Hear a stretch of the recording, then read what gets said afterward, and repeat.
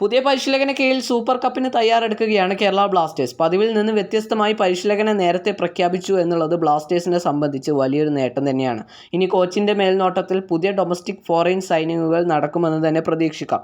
അങ്ങനെയെങ്കിൽ ഒരുപക്ഷെ ടീമിൽ കാര്യമായ അഴിച്ചുപണികൾ നടക്കുമെന്ന് തന്നെ കരുതേണ്ടി വരും. അത്തരത്തിൽ പുതിയ പരിശീലകൻ്റെ ടാക്ടിക്സിൽ ഉൾപ്പെടാതെ ഏതെല്ലാം താരങ്ങൾ പുറത്തു പോവേണ്ടി വരും എന്നത് ആരാധകർ ഉറ്റുനോക്കുകയാണ്. നിലവിലുള്ള വിദേശ താരങ്ങളിൽ നിന്ന് ലെഗറ്റോറും ഡ്രിൻസിച്ചും ടീം വിടുമെന്ന് ഉറപ്പാണ്. ഇനി Adrian Luna, Kwame Peprah, Jesus Jimenez, Noah Sadaoui എന്നീ താരങ്ങളിൽ നിന്ന് ഏതൊക്കെ താരങ്ങൾ പുറത്താക്കപ്പെടും എന്നത് കണ്ടറിയേണ്ട കാര്യമാണ്. ഇതിൽ സ്പാനിഷ് താരമായ ജീസസ് ജിമിനസ് ബ്ലാസ്റ്റേഴ്സിൽ തുടർന്നേക്കുമെന്ന് തന്നെയാണ് അറിയാൻ സാധിക്കുന്നത്.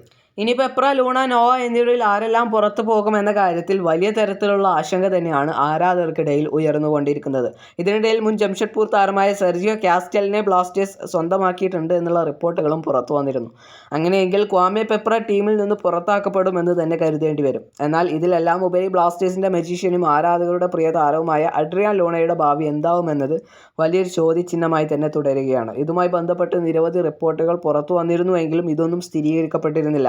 എന്നാൽ ഇതുമായി ബന്ധപ്പെട്ട് ഇപ്പോൾ പുറത്തുവരുന്ന റിപ്പോർട്ടുകൾ പ്രകാരം ലൂണയുടെയും നോവയുടെയും കാര്യത്തിൽ കോച്ചിനും മാനേജ്മെൻറ്റിനും വ്യത്യസ്ത അഭിപ്രായമാണ് എന്നാണ്.